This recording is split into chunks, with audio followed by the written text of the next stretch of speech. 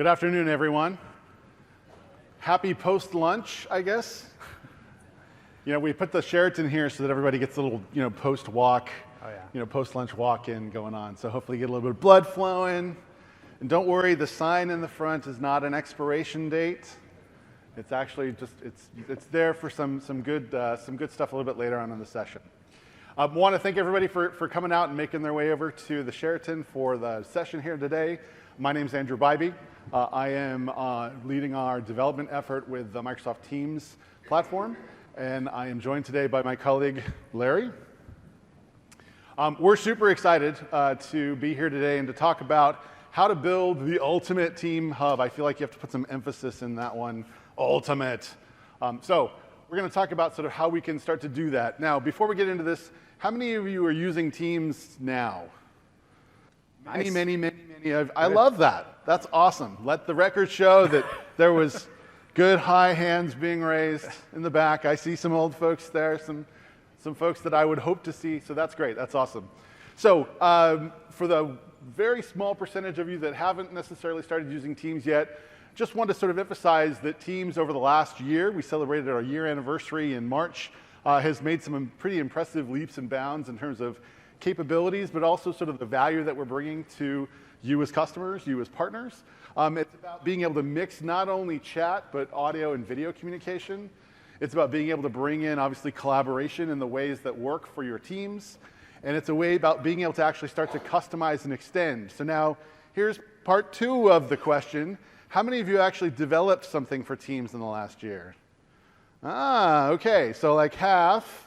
All right, we're starting to now filter down to the target audience. So great, so there's opportunities there. So we want to talk about exactly, if you haven't started yet, how can you get started very easily? And if you have started, how can you make your stuff even cooler to get to, remember, what is it? Ultimate Team Hub. So with that, the last thing that we also want to make sure that we're sort of talking about is that part of the value proposition here is how you can bring these applications into your environment with confidence. And if you saw this morning with Sachi, a lot of opportunities here and a lot of responsibilities for building out these types of solutions.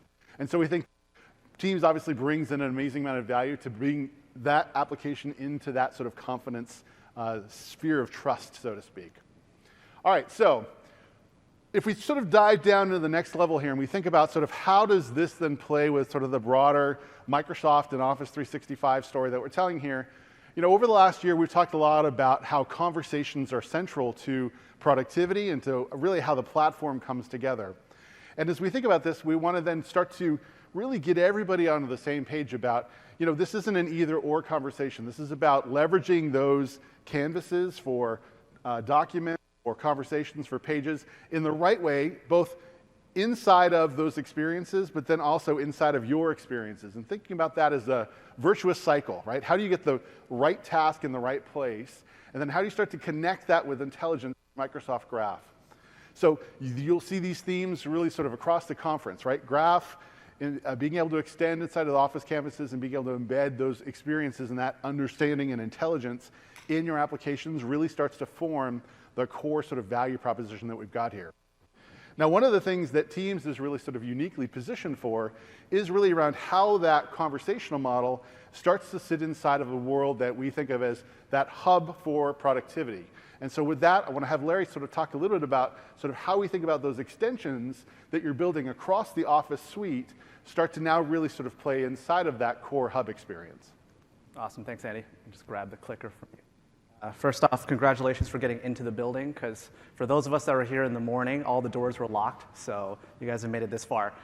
So as we think about the Teams platform and what it means to be a hub, really it's around this concept of an app as kind of the fundamental module, right, for extending and customizing.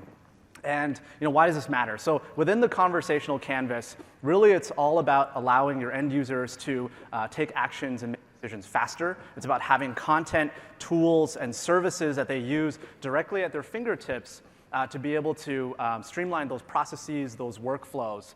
And it's also around creating opportunities for collaboration. So ultimately, of course, Teams is a group collaboration, team collaboration product.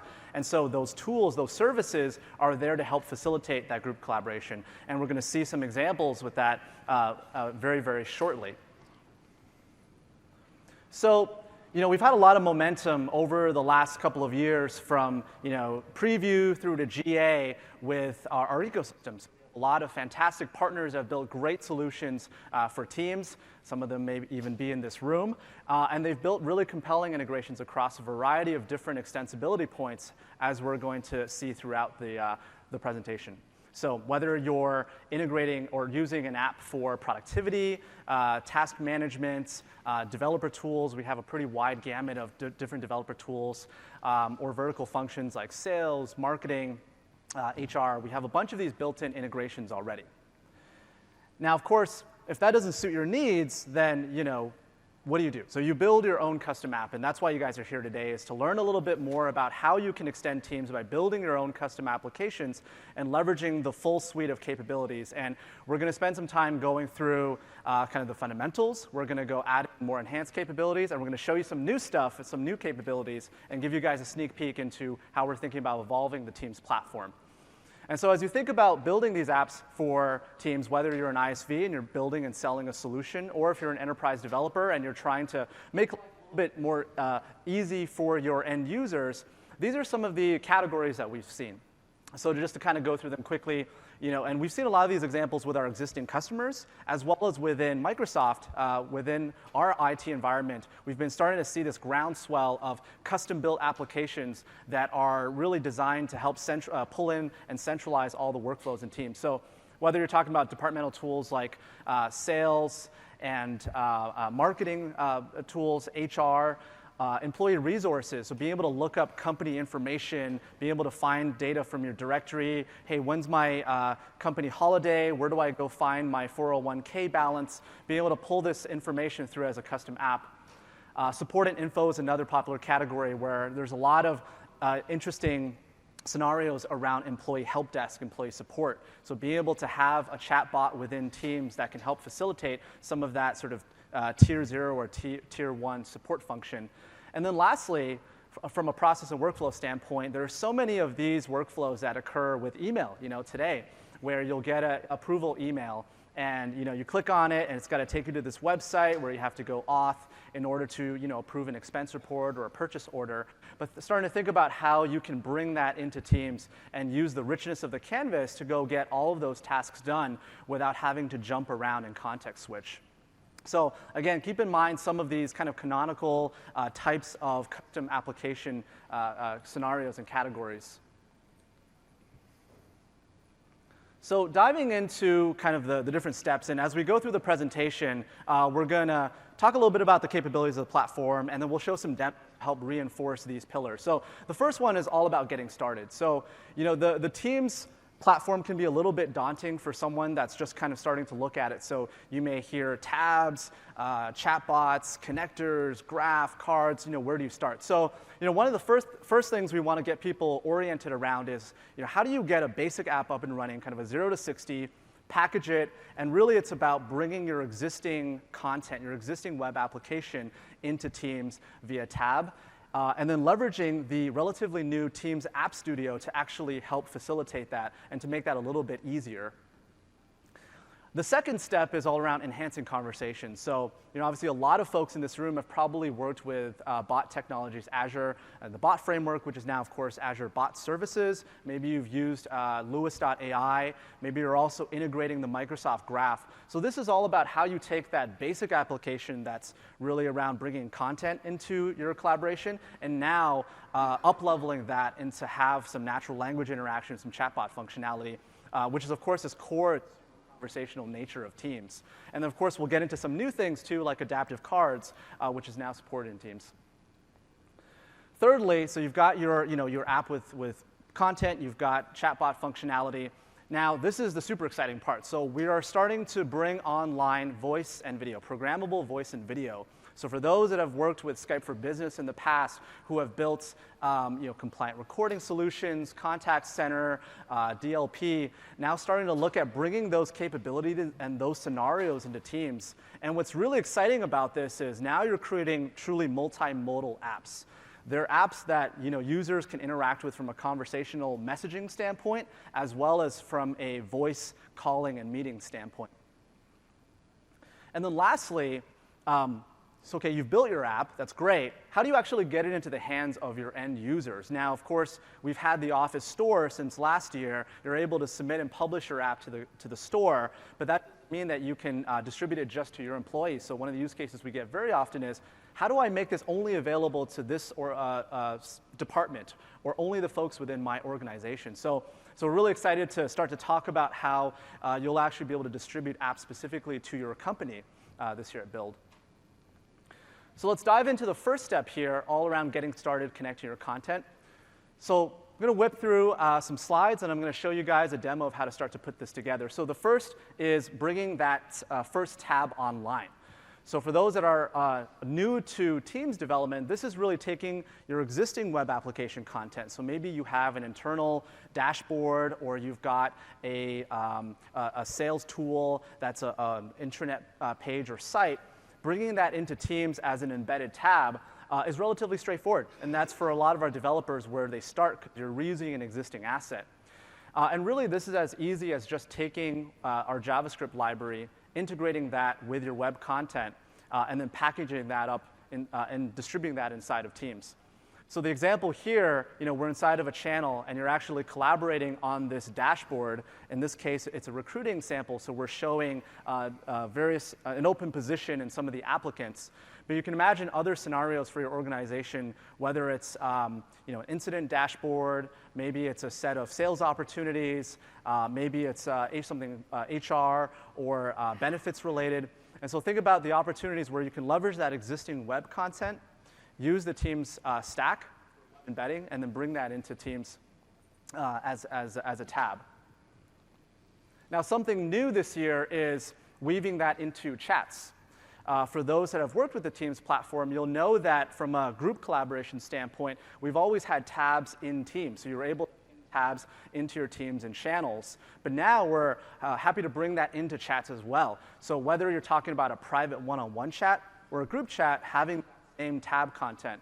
And what's really powerful about this is, one, it's reusing that same technology. So we're talking about using that same JavaScript SDK to integrate your tab content. But chat is something that people use Teams a lot for. People use it as just a really rich one-on-one or a group chat client. And so think about how in a one-on-one scenario, for instance, if you've got a manager and a direct, or you've got two people that collaborate with each other very frequently, being able to have that tab there and accessible, is very, very powerful. And so this is something that's going to be coming to developer preview very, very soon. Personal apps. So we've talked about group productivity, group collaboration. You're collaborating around a dashboard or a list of opportunities. Bringing that into the personal sphere, really this is all about how, as an end user, you have that personal aggregated view. So to give you a couple of examples, we have Planner and OneNote. With the Planner personal app, you can see all of the tasks assigned to you across all the different projects. Similarly, with the OneNote personal app, you get a view of your personal notebook and all of the pages and notebooks that you've recently accessed.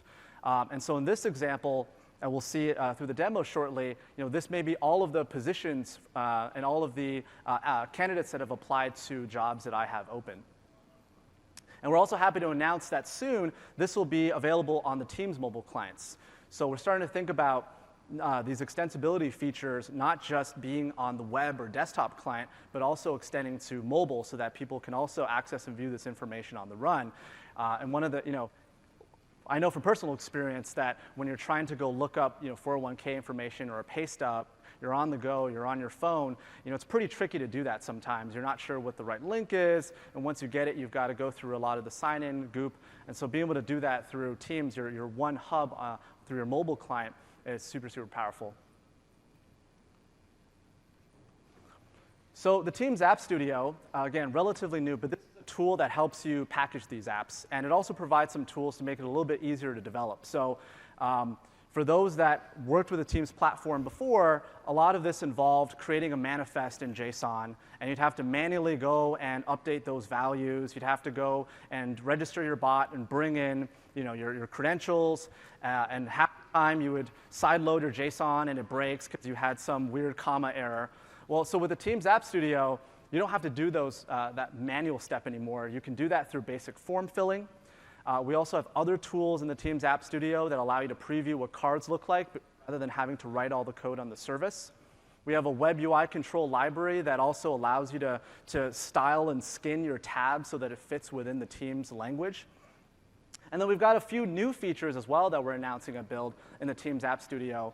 One is the ability to actually search and use the Teams App Studio bot to find documentation topics. So if you're looking for auth content, if you're looking for help on using the Graph APIs in your Teams bot, be able to do that through the Teams App Studio.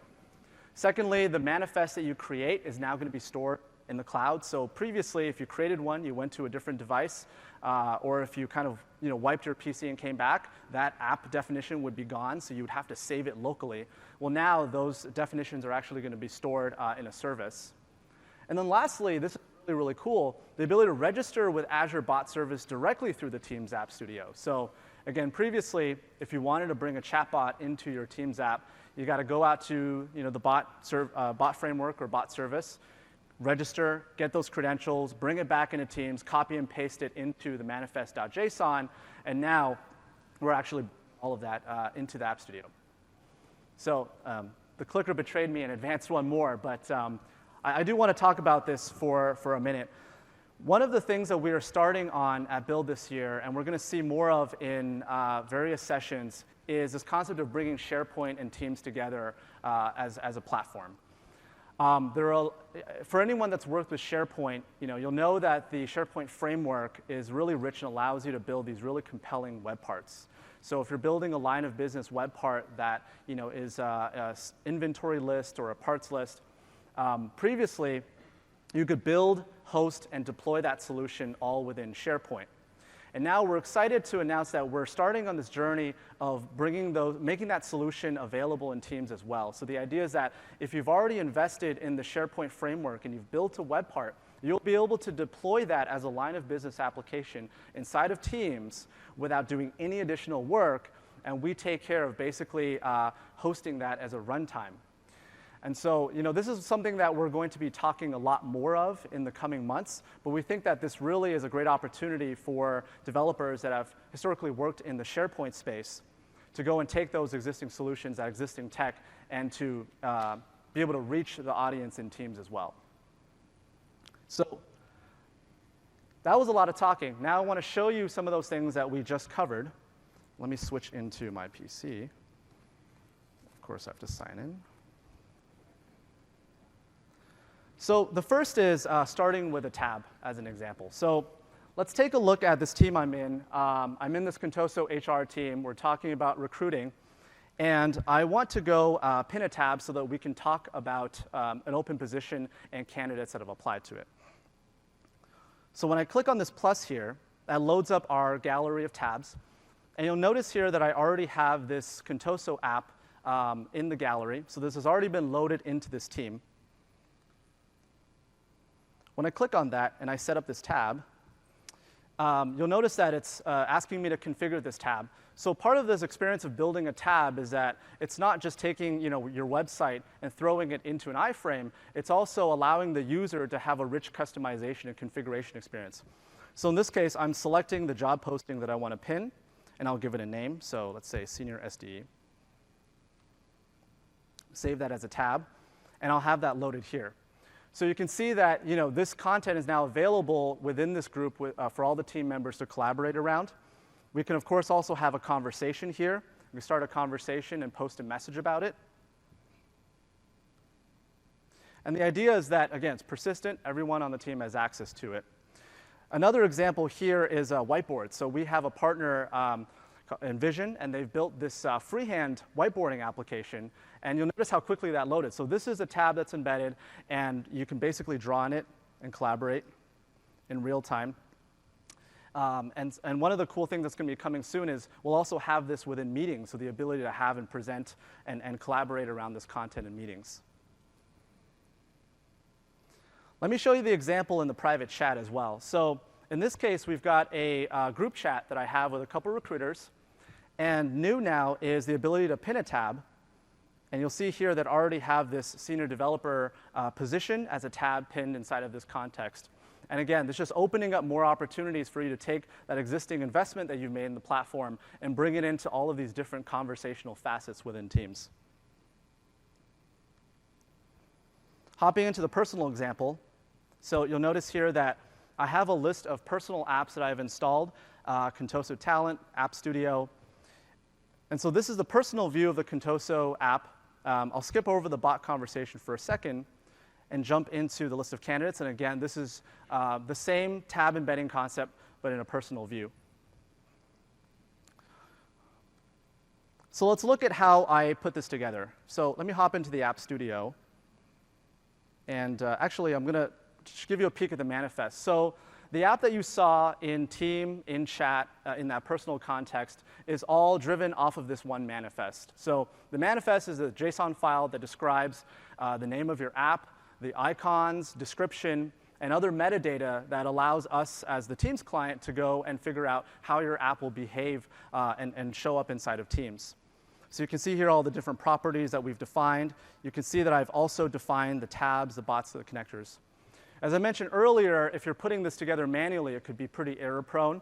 That's something that, when we work with the platform, we struggle with a lot. And so we built this Teams App Studio to help make that a little bit easier.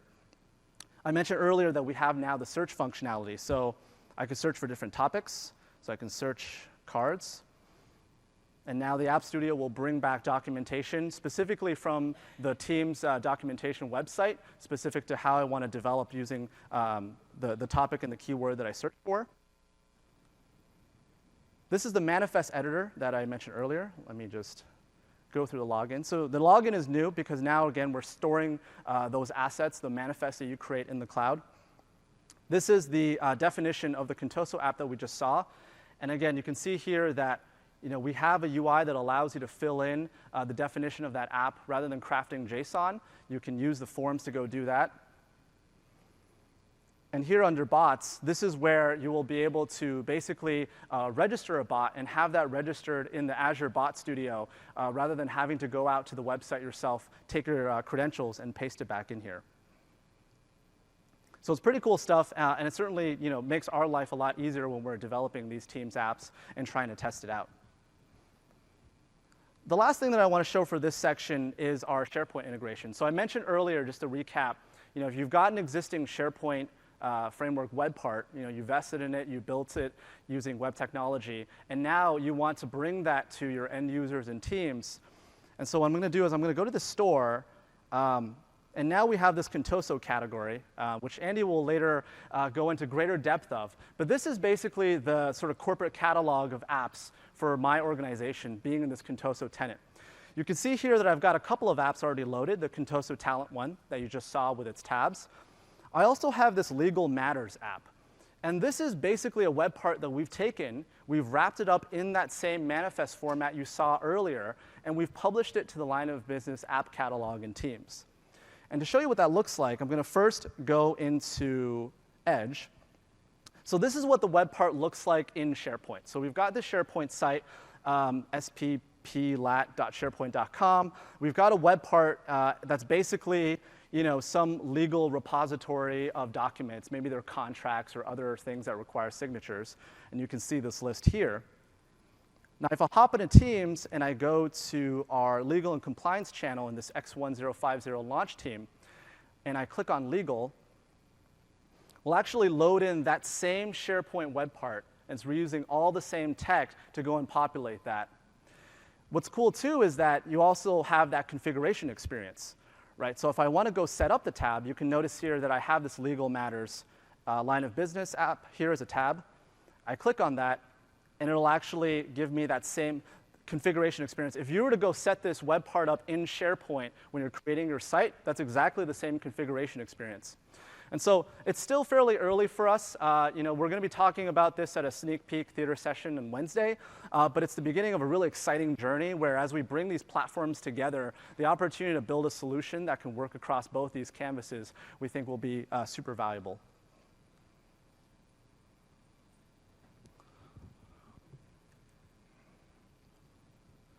So hopefully this gives you a sense of how you can get started building something fairly simple but reusing existing technology, whether it's a website that you've already built or it's a SharePoint solution that you want to repurpose and distribute in Teams as well. So now let's talk about making your app a little bit more advanced, a little bit more sophisticated by adding and enhancing conversations. So for those that have worked with the Bot Framework or Azure Bot Service, you'll know that you can bring natural language-based chatbots into Teams.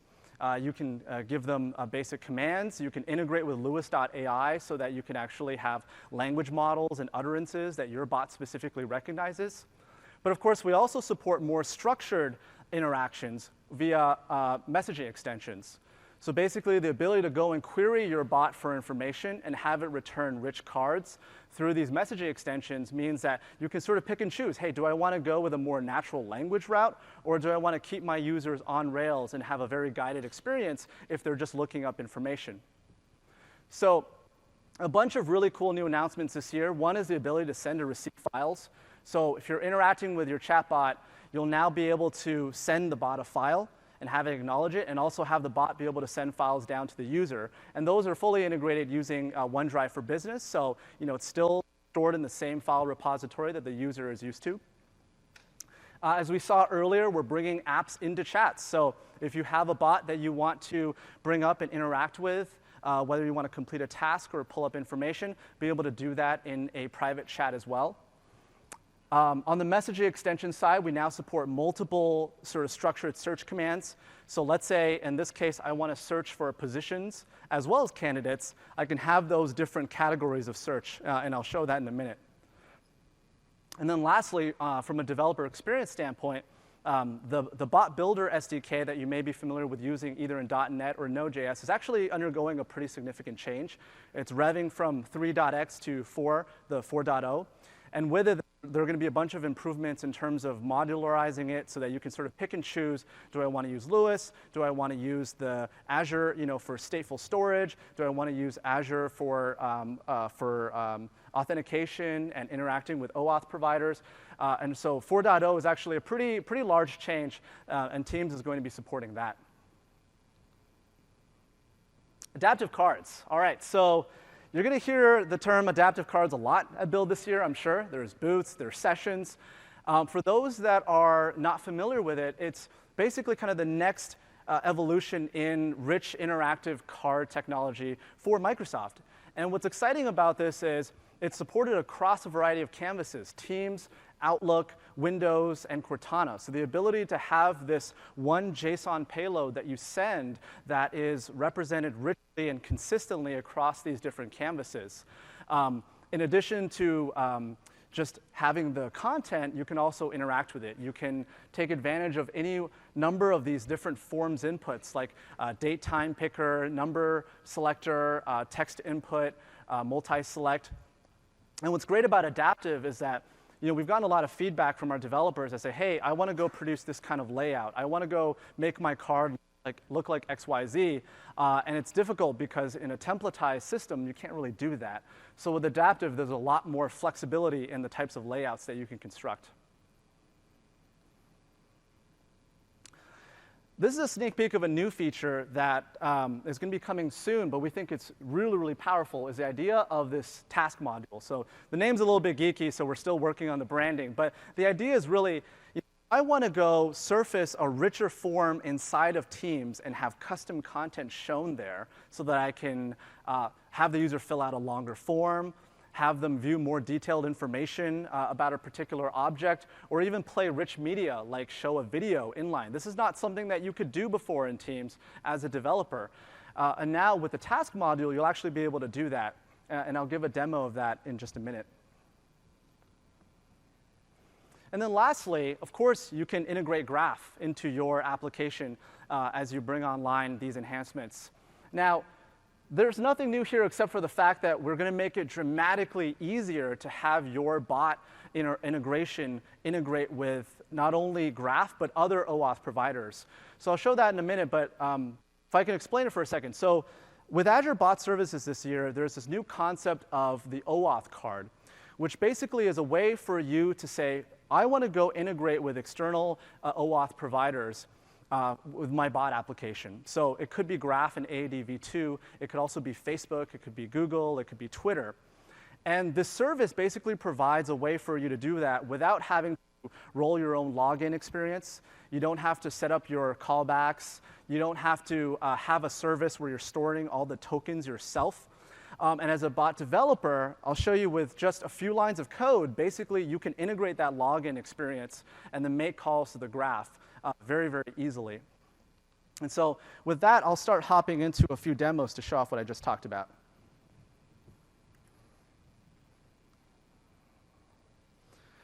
So I'm going to hop over to the Contoso app that we just showed. And I'm going to start off with a simple command. So I'm going to list all of the top candidates for a particular open position. And hopefully my bot will come back with a response in a few seconds. There we go. And so what I want to do is I want to view the details of this particular candidate that applied. So click See Details. Now what we have here is an example of an adaptive card. And so you'll notice that in terms of the layout, there's a lot of flexibility. I've got not only a mixture of text and media, but I've also got control over the different columns. So you can see where it says applied to position, hires, no hires. I can specify how my information wants to be laid out in terms of the columns. And again, this will show up consistently across other canvases like Outlook and Windows and Cortana. I've also got interaction here. So if I want to go set, let's say, a date, or if I want to add a comment, I can do that as well. And so, really with Adaptive, we're excited that, I think you'll have a lot more flexibility when you're constructing your content. And by the way, this is going to be fully supported on the team's iOS and Android clients, so you'll be able to create these consistent cross-platform experiences. The next command that I want to show is this new job posting. So I want to go submit a new job posting. And so it'll come back again with an adaptive card where I can fill out some basic information. So let's say I want a senior designer. And I can use various input types like drop down and number picker. And I'll say create posting. And so it'll come back with a response. You'll notice that the bot is prompting me to also upload a job description. So I can do that now. Go into my PC. And let me find the right folder.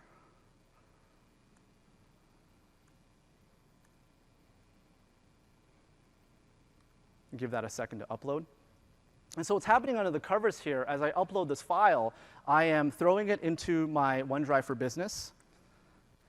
And then we're sending an event to the bot service that lets them know, hey, user has uploaded this file. Here's the metadata involved, the name, the reference URL in OneDrive. And then it's allowing that bot to be able to access that information. As you can see here, the bot has responded with an acknowledgement that I've uploaded this document. Now, again, because it's all integrated with the same file experience in Teams, if I click on that, I'm going to be able to view it. And if the bot wanted to respond with a file as well, it's able to do that through this new mechanism. Now, you might have noticed that on this form before, I had a button that said Open Form. And I'm going to switch over to this container that I have, because again, this is fairly new stuff. If I click on that, it's going to open up this form with this dialog. So this is the task module that I talked about earlier.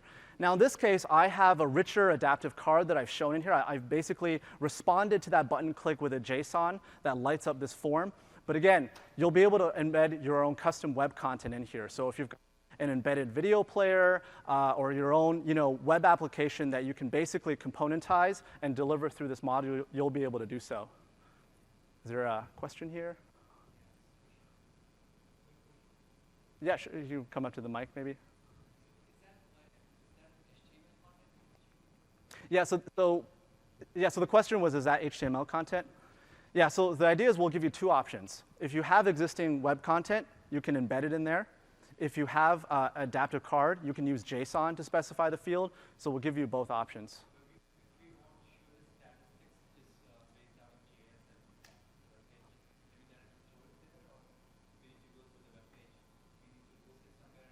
It does need to be hosted. Yeah, so we don't have a solution that allows you to send down arbitrary web client code that gets shown at runtime.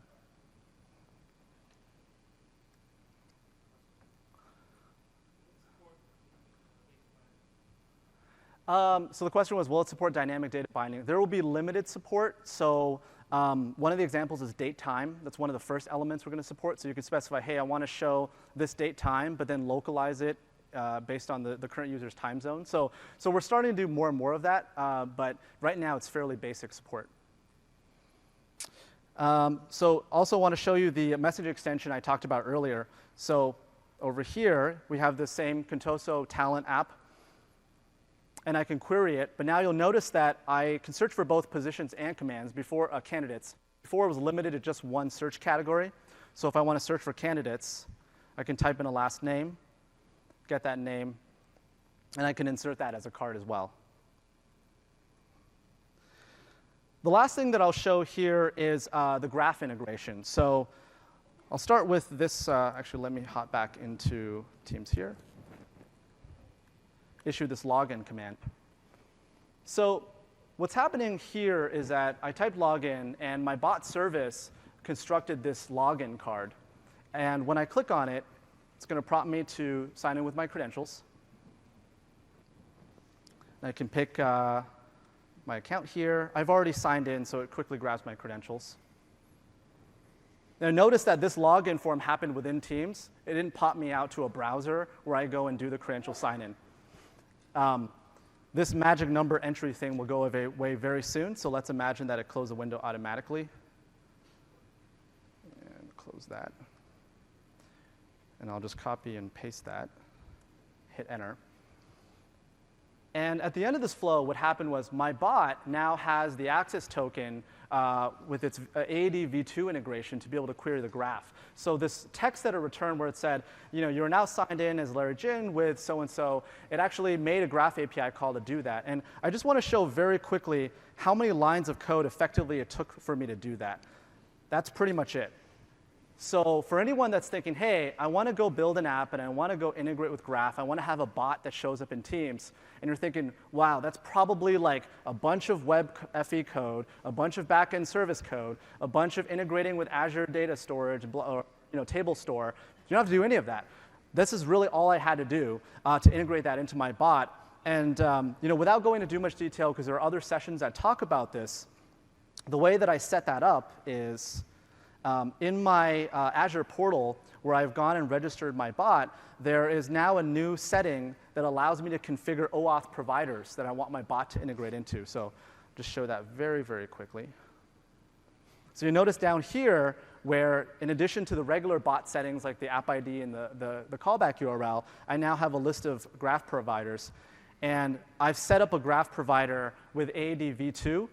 And so this service takes care of popping the login page, the redirect flow at the end of the login. It even takes care of storing the refresh token in the cloud. And I, as a bot developer, all I have to do is say, hey, give me the token for this user at runtime, and it takes care of all the caching and all of the complexity beneath it. So this is super powerful stuff. It's going to make developing a whole heck of a lot easier. And I think that's it for demos. So with that, I'll turn it back to Andy, who's going to talk about some really exciting stuff in terms of programmable voice and video. Awesome. Very cool demos. Hopefully everybody got a chance to see how those would sort of play in. How many of you have ended up building tabs yet today? Very few. How many of you have actually done something with bots and Teams in the last? OK, so some of you. So hopefully, as you see sort of how we're moving the platform forward, you see some opportunities for enhancing your experience with your bot as you're trying to build those experiences out in Teams. Now, as we push forward, there's a sort of 2 points. The notion around Graph is really pivotal, and it's foundational for everything that we think about inside of Teams and inside of Microsoft 365. And so if you think about all the different sort of capabilities and entities that exist inside of that, it's a huge list, and it's growing very, very, very quickly. Now, one of the things that we've been participating here from a Teams perspective has been around being able to take concepts like Teams and channels and being able to now actually sort of look at those inside a graph. But one of the things that has been sort of core to bringing forward the communication value for the product is now how do you start to move beyond sort of the core stuff that's here and now start to think about how graph and communications play together. So in previous sort of models here, this was something that we would have addressed through Skype for Business Server on-prem, and there were some models that we were starting to build out on Skype for Business Online. But part of the work that we've been doing over the last months has been to now bring those communication models directly natively integrated with Graph, and to start thinking about communications becomes a core foundational aspect of the Graph, along with all the other pieces that you think about with contacts, with groups, with teams, with communications. And so as we think about communications, there's really sort of 4 areas that you're going to see us focus on in this particular segment. One is around programmable voice and video, which is the ability for you to actually start to control and moderate what's happening with those conversations that are going on in real time, and to start thinking about how those can now start to take advantage of suite of cognitive services that we're talking about in other parts of the session. So this is everything from audio, voice, video, translation, et cetera. The opportunity to bring those into bear become, we think, very, very powerful. We also believe there are opportunities here to take and build on top of what we've started with Bot Framework, but now to move this forward even more with aspects around intelligent messaging and how you can start to use this to drive these multimodal communications. And then as you bring that forward, the ability for you to now start to bring automation and sort of intelligence into your meeting experience, we think becomes very, very critical. You saw, if you saw Satya's keynote this morning, the work that we're doing around the future of meetings and how we think that starts to move forward with, face recognition and being able to automatically do entity detection, and now start to think about how additional tools and assets can start to play in that ecosystem. We think there's just an amazing amount of opportunity to move collaboration forward.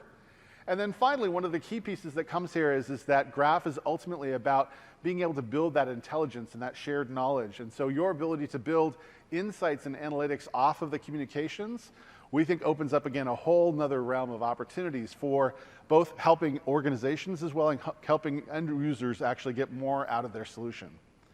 Now today, this is really a sneak peek. We're going to talk a lot more about these things a little bit later in the year. But today what we wanted to do was to drill in on the specifically, what does programmable voice and video look like, and what are we starting to work on? What are the things that you're going to see sort of pop first? So one of the key things to note here is that when you think about programmable voice and video, there are actually really 5 major components.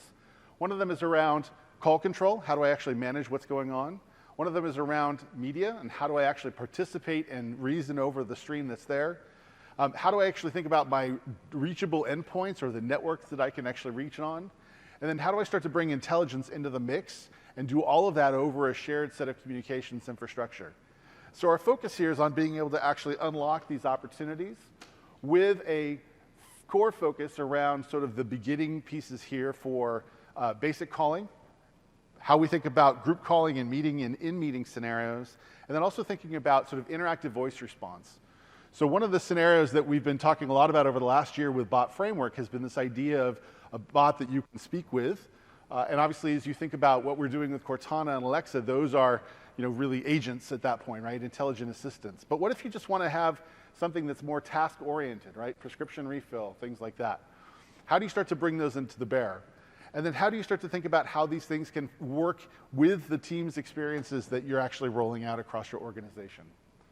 So if we dive in on some of these aspects, there are some pieces that we'll be talking about later this year. One of the key ones will be around recording and how do I start to take the media assets that I'm playing with and start to do more things with them asynchronously. And then we'll talk more later this year about sort of other types of networks, including things like PSTN and voice access in sort of global basis. So if we drill in on sort of the call control aspects, what we're doing is the first piece to note is we're introducing a new entity into the Graph for /app/calls. And why this is crucial is that this actually becomes your node resource for being able to actually both start calls, place calls, receive calls, and actually start managing those calls. So everything from transfer to hang up, accept, et cetera. Now, as part of this, we're also, because we're in the call, once you have a call going, that calls node actually becomes your node for handling more of the in-call behavior. So whether it's joining a meeting, being able to see participant rosters, being able to actually start to create these meetings on demand, all of these become part of you being able to play inside of that communication space with your app or service.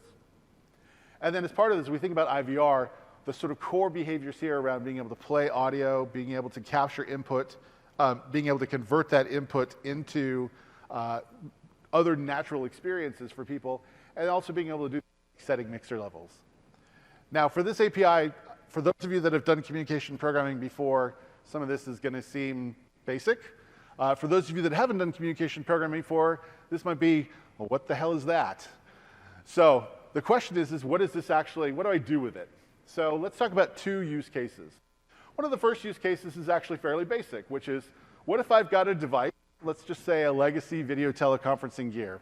Who knows when it was manufactured? Who knows what protocol it happens to be running on?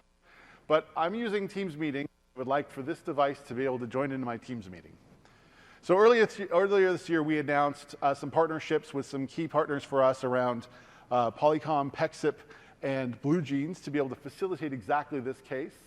And the basic model here is they have an existing service that they're running, and we're working with them on enabling this integration using exactly this calling SDK and these APIs so that they can actually do that work around transcoding and edge network routing and things along those lines. Now, this doesn't seem like a super exciting case because this isn't just kind of like translation. You start to look at sort of how this plays out in practice, it actually is kind of interesting. So let's just take a look real quick at a video. So this is something that earlier this year at the Enterprise Connect conference, we actually had all three partners being able to actually demo these things on the show floor. So in this case, I've spent a lot of money on my room systems, and I want to be able to join those to Teams meetings. And so what we've been able to do is that you can see now that this bot allows these things to participate very natively.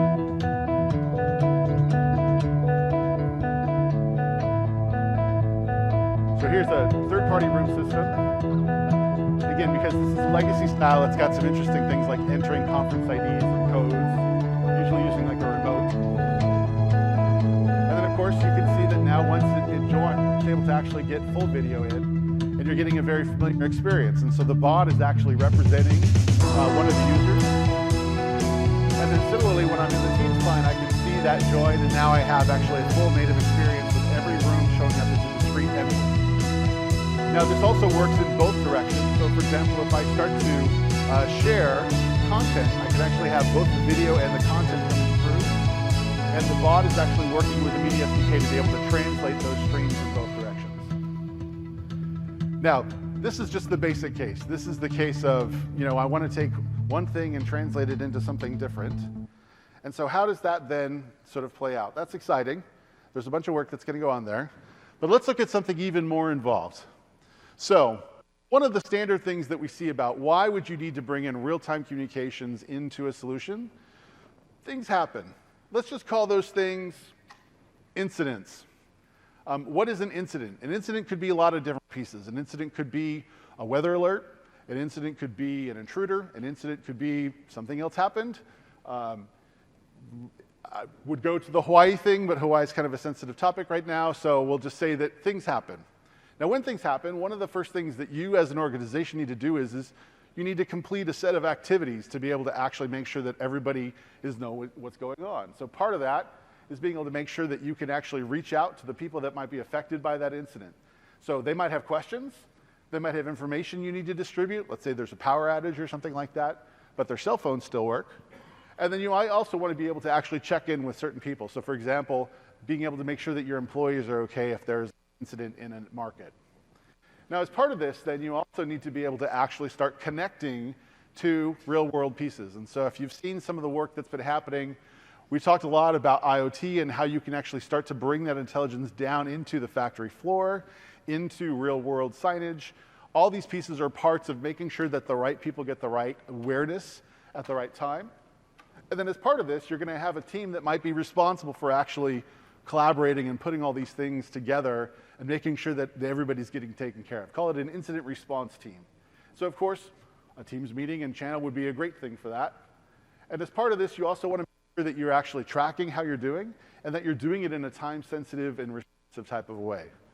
Now this is a lot of stuff to do, right? This is a lot of stuff to go on, and this is exactly what solutions are meant to try and capture. So in fact, a partner solution that is able to facilitate some of all these interconnections, to be able to participate and connect with teams, would actually be really valuable. Well, so it turns out that we have such a product. We've been exploring, actually, with one of our partners, Signify. So I want to introduce Ryan Fowler to come on up, and we're going to walk through an example of how this gets used with SingleWire and Teams. Ryan? Applause for Ryan, please. All right, so tell us a little bit about SingleWire real quick. All right, SingleWire software, principal software engineer there. We've been in business for a while. Anyway, we do emergency and mass notification for the most part. I don't know if everyone can see here, but we've got IDP speaker and strobe light down here. We do a lot of on-premises notification as well as cloud notification. So where would be an example where signage might come into play? Well, in a school, for instance, or in some place where you might have some accessibility issues, you might want someone to be able to read a message instead of if they can't hear it. Or a strobe light is obviously a good way of getting someone. All right, so now we have the fun part. So this is audience participation time. So what we are about to do is we're about to demonstrate a incident response situation. You will see and hear things. Please note that they are just part of the demo. You do not have to leave the room. And in fact, if you want to participate in the room, you are invited to send the following MS Teams, # MS Teams to the following number. This number will be used only for the purposes of the demo, and it will be discarded very shortly thereafter. We'll never get contact from it ever again. So we encourage everybody to participate if you would like to see sort of how this starts to play out with a SingleWire service. So with that, again, this is a demonstration, so just note that as we do that, please, no alarm. All right, so with that, why don't we jump over and let's see what we've been exploring. Okay, so generally, customers are interested in kind of a two-phase aspect of the decision management. One, they want to get an alert out to many people. Those many people will be viewing this demo. So they want to get the word out via speakers on premises and via text message, iPhone and Android notification, basically any way we can get an alert to them. On the flip side of that, we also want to coordinate our collaborative incident response team in order to make sure that appropriate action are being taken. Authorities might be involved. We want to put them into your meeting, and just want to make sure that your incident response workflow makes sense overall and follows the procedures. Great. So as part of the exploration, I mean, we've been looking at some different ways to integrate with Teams. What did we come up with? So what we built, this was something in fairly short order, was an Informcast bot. We installed it into this channel so that we can interact with it here to show you. If I type into Informcast, you can see that there is a bot menu here. These are pre-programmed options that are available inside of the manifest of the bot. As Larry described earlier, we're not going to use that right now in order to demonstrate it hard, but the Informcast bot will respond to us with. We've just got a couple of three, that's more than a couple, three example incidents that you might want to trigger from this interface. Great. So let's go with the trigger alert. Hopefully some people have signed up for the SMS message. Just a demo, folks. Right, just a demo, don't be alarmed. We're also going to initiate a call, so you might see some other activity going on here because we want to get our incident response team coordinated and responding to the event. So here goes, everyone stay calm.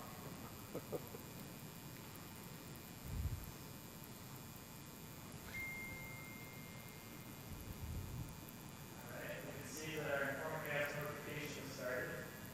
We should see a call coming in very shortly. Here it is. Is it a phone call? An intruder alert has been issued. Please press 1 to join the incident response team meeting. There's some BTN on order. Transferring. Let's go ahead and join the meeting.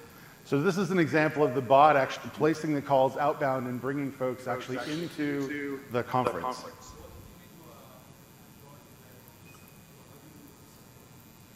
I'm sorry, I didn't hear the question. So PSTN is something we'll talk about later in the year. This example is being able to call into Teams clients, but the intent would be that you'd be able to reach any network that the bot is enabled through Teams. consider our incident resolved and how things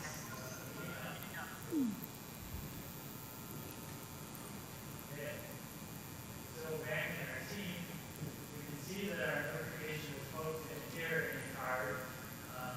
We also have an InformaCast tab available to us where we can go ahead and see statistics around who has received the message, who has confirmed it. I see that we have 54 recipients, 31 people have confirmed. We also made those 4 phone calls that were the incident response team. You can see some notification statistics and confirmation responses of who has responded with which answer. Some people need help. Right. We'll have our incident response team get right on that. There's refreshments in the back, I think. That's the post-lunch help, I think is what that is. Right. Awesome. So we've just done our first incident. Yes. We've put that together. So you've all participated. Thank you very much. Very nice. So as a developer, obviously we're still exploring these things. What were the sort of top 3 things that you observed as you were sort of working through this? Well, first off, at SingleWire, we've been hearing requests for this. In early days of InformaCast, it was all about getting broadcasts out to as many people as possible, as quickly as possible. That's still very important. But the secondary effect of trying to get an incident response group together to collaborate on fulfilling the rest of the emergency plan is just as important, and people are really pushing us on that right now. Yeah. So Microsoft Teams is a great start to that. Awesome. Secondly, we're not actually a Microsoft shop. I don't know if I should say that here or not. But getting integrated with this REST API, the Bot Framework REST API, was fairly straightforward, and I didn't have too many issues, even though I'm not familiar, let's say, with Microsoft technologies. Yep. Thirdly, and I do have a third thing. Hold on a second. I'm sorry. The calling APIs. The documentation, all of that stuff just like fit right in. I didn't have to get deep in it at all. I just looked at the example, copied some things around, made a few modifications, and went right for it. Awesome. Well, it's still early days, but excited to sort of see the exploration and see where we can go with it. And hopefully that gives you guys a sense of sort of how you can start to put some of these potentially esoteric topics into real world usage. So thanks. All right. Thanks, Andy. All right, Ryan, one more round of applause.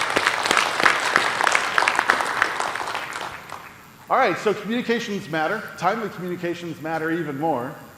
So it's important to think about how we can start to enable and empower all those things with Teams. Thank you to everybody that was participating in that. Hopefully you had some fun with that one. All right, so we've gotten started, we've enhanced the conversation, we've made it more real time. Now the question becomes, what do you do with it, right? You got to be able to distribute it and put it out there. And so one of the things that we wanted to talk through is there are lots of different ways that you can think about distributing apps inside of Teams. Over the last year, we've enabled a store where you can get third-party applications, consume those that we're managing sort of the distribution for through our global app catalog. You could also go ahead and actually sideload Teams for yourself or for members of your team through our team and sort of personal catalog. But one of the biggest requests that we've gotten back is, hey, I'm a large organization. I want to be able to build applications for my company, and I want those to be things that my customer or my users can download, but I don't want them to be able to download anything else until it's gotten through security review and things like that. So we certainly understand that, and part of the thing then that we're responding with is actually introducing a new model here, which Larry showed you earlier, which is the ability for you to now have an enterprise catalog for these apps. And in fact, being able to have those same controls and settings that you could have for the other types of apps actually apply for your enterprise apps as well. Now, the other piece that sort of goes along with this is once you've got that app in the catalog, you also want to be able to have some more control over about who's actually accessing those apps and what they're doing with them. And so later this summer, one of the things that you're going to be seeing from us is actually as part of our promise around security and confidence is introducing the ability for you to have increased policies not only around the catalogs, but in fact about how users are using those applications and being able to actually drive those policies down to a per user level and integrate it with all the rest of the policies that we're supporting as part of the new Skype for Business and Microsoft Teams Admin Center. So this opens up a bunch of opportunities now in terms of being able to control how users are getting those things, how they show up in context, and how those now participate in that overall sort of life cycle. Now, as part of the life cycle, then, the other thing that we're looking at here is that we know that teams are not static. In fact, teams are very dynamic. And part of that dynamic nature for teams is that they oftentimes will spin up, they work, they accomplish their goal, and then you want to spin them down, right? These teams don't necessarily operate the same way the entire time. And so that life cycle about being able to actually work all the way through is something that we've enabled through Graph API, so that if you are an administrator or you're a developer, your ability to start managing the life cycle for these teams and integrate this with your business process is a key piece of feedback that we've been hearing, and it's a key thing that we're enabling from a scenario perspective. And we're very excited to announce that these APIs that are currently in the beta namespace in Graph will actually be moving into the V1 namespace just later this summer. And so as part of putting things together, you're going to now have the ability to actually have your applications, manage the teams that support those applications and those teamwork processes, and put them together into something. Now, what is interesting? Well, interesting sort of plays out at a number of variety of places. One of them is about just being able to do straight up configuration. One of them is also about being able to start thinking about how these things play into industry fit. And so industry fit could be healthcare, it could be financial services, could be manufacturing, professional services. You might have a template for how you think about what the right way to start working is. And the faster you can get to that template, the easier for your people to pick up and start using Teams. As part of that, you might have something that in fact is a cycle that everybody goes through. So for example, if I'm an airline and I have flight crews, and flight crews go on flights all the time, well, the flight mechanics are meant to be the same, right? I have the same sort of timeline and life cycle for all of those. And so how can I now spin up those things on a very consistent basis? Or if I'm in the education, right? I have classes every term. And so how can I spin up the class for that term, let the students work with it, the instructors work with it, and then spin the classes down at the end of the term? So these all have life cycles, and so the ability to support these becomes super important. Finally, on the distribution and sort of deployment side, one of the things that Larry mentioned earlier is our support for now being able to publish in AppSource. So if you are thinking about commercializing your IP for Teams, what this opens up is not just the sort of mechanical thing about being able to distribute this into Teams, but also the ability to now actually have a sort of merchandisable page, so to speak, where you can actually start to send people to go and get your app and to quickly see more information about your app so that you can kind of educate and ramp people up on that very easily. So that ability to publish through AppSource then also allows you to take through all the other tools that come as part of the seller dashboard. So a bunch of goodness that comes in as part of bringing in AppSource. Now, to help sort of give you a little bit more color on what we're doing with these lifecycle automation, I'm going to invite Nick Kramer up to talk through some examples that we can use on Graph. Hey. Thanks, Andy. So,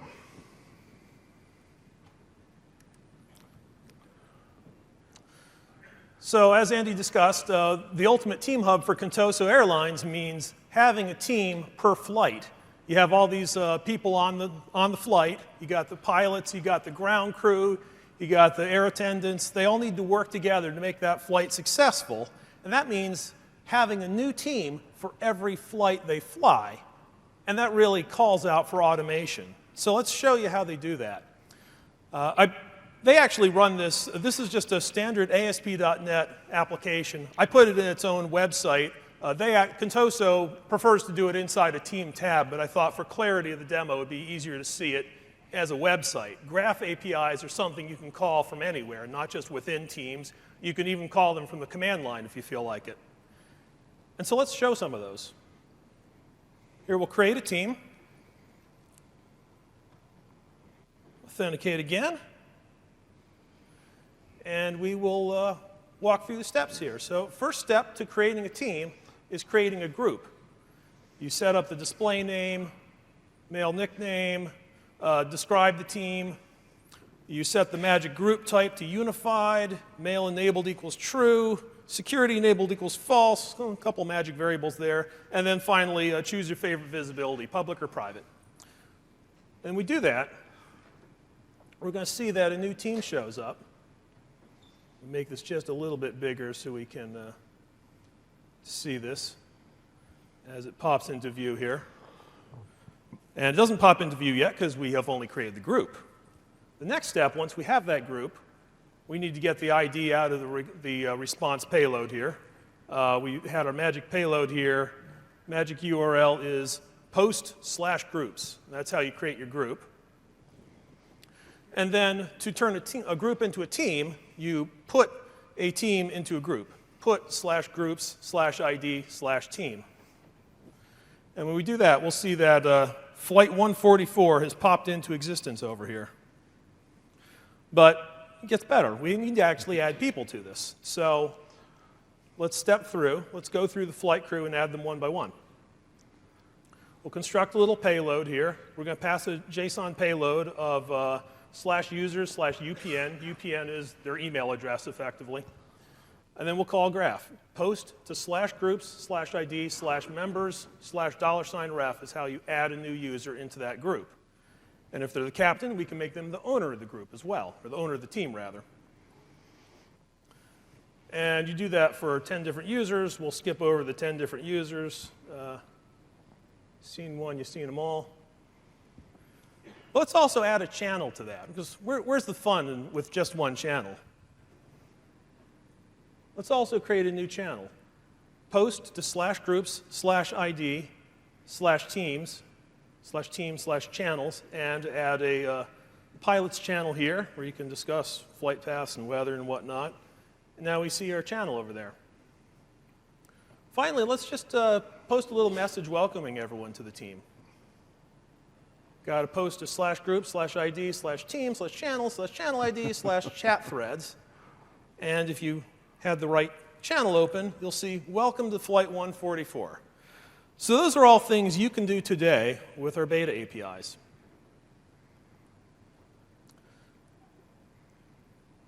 The next step I wanted to show you is how you can then use some of those line of business applications we talked about. I'm going to go in here to the store, scroll to the very bottom, upload a custom app. We're going to upload it for Contoso. We're going to look for Singlecast, add that in there. And apparently I forgot to delete it the last time. And then we go back to our team. We can add it to our newly created team here. Let's see, add, manage team is one way to do it. Go to store. Let's see, single. All right. Got a single wire, add it to Flight 144. So this is a great example of where you take a traditionally kind of enterprise application like an Informacast that provides you with other options for integrating with things in your organization. I want to be able to buy that and deploy that for everybody, but I want to do that in an automated way. It doesn't necessarily always come through the store, but I want to be able to sell it and deploy it as an IT admin. So this is exactly the type of capability that you can now start to do. So this ability to upload these apps is something that's restricted to the appropriate delegated individuals to be able to do that. So this is a key example of where you take an important enterprise application like incident management and now being able to actually do that in a consistent way. And so you can see that we have Informacast installed in the channel now. We'll skip the actual severe weather alert here to save everyone's ears. But the next step you can do, though, is do this automatically. Wouldn't it be great if we were able to add an app programmatically? So let's do that.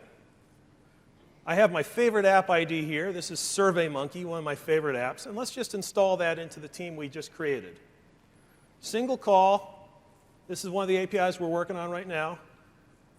Post to /teams/group ID/apps, and then the app ID, that magic app ID I just mentioned. And let's go back to our channel.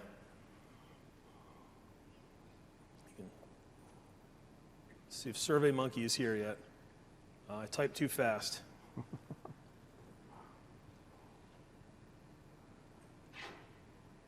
Oh dear. SurveyMonkey is not. Oh, here we go. There it is. SurveyMonkey. You gotta Survey. type it. Yeah. Helps if you actually type this right. There you go.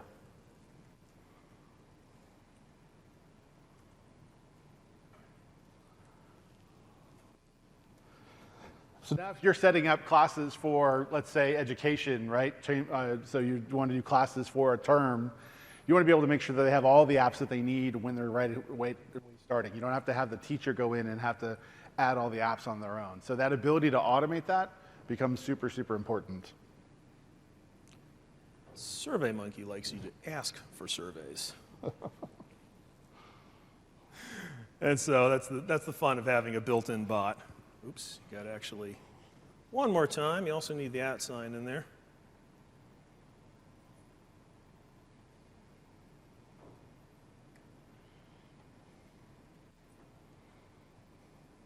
All right, only took 3 tries.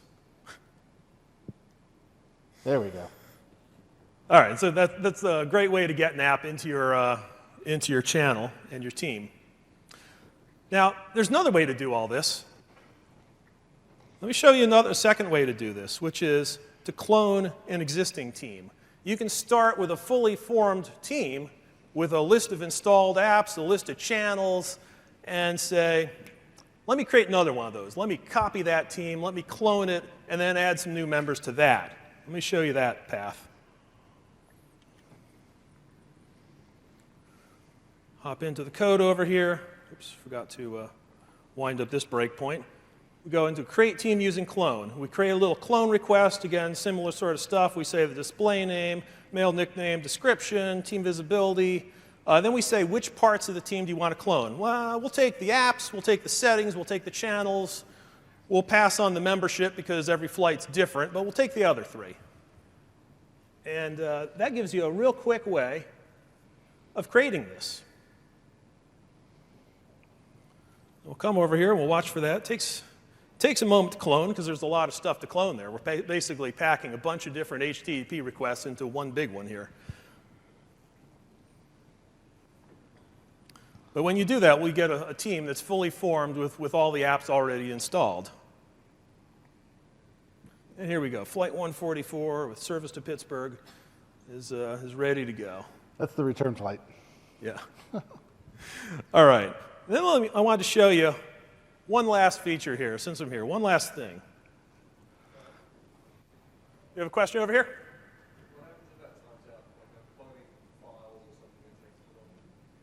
What happens if what? What happens if it times out? We have this is a long-running operation. We have a system here where, I glossed over this a little bit, but the pattern there is you make a request and it says, I heard you, I'm not done yet, but I heard you. And then you periodically pull back and say, hey, what's the status of that request I made earlier?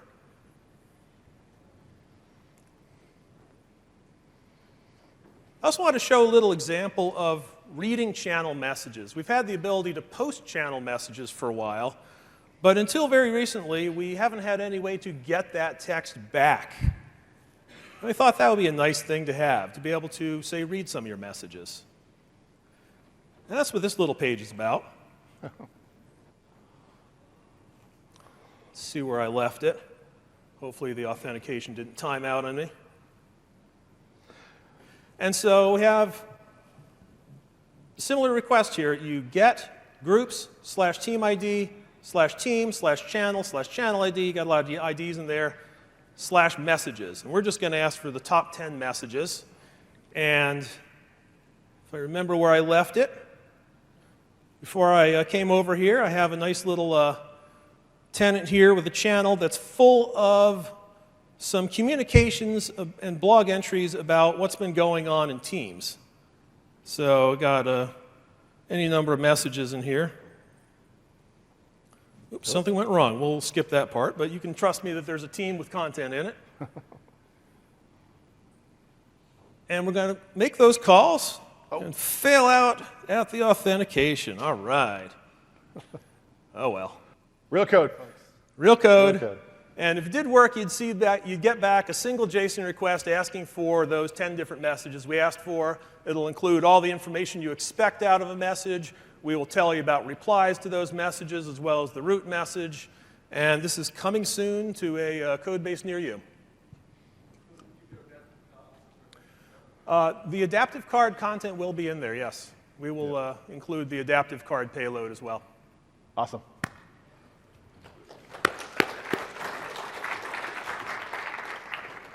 So one of the scenarios that we see with that reading messages is, again, if you're trying to archive a team, you want to be able to potentially get all the content out of the team and be able to actually do something with it.